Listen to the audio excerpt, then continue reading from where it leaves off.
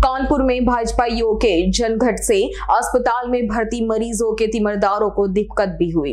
भाजपा प्रदेश सरकार के 8 साल पूरे होने के उपलक्ष्य में संगठन स्तर पर 14 अप्रैल तक मनाए जाने वाले उत्सव पर हर दिन के अभियान को मूर्त रूप देने के लिए भाजपा के नवनिर्वाचित उत्तर जिलाध्यक्ष अनिल दीक्षित ने मेदांता अस्पताल के बेड पर बैठ पार्टीजनों संग बैठक की।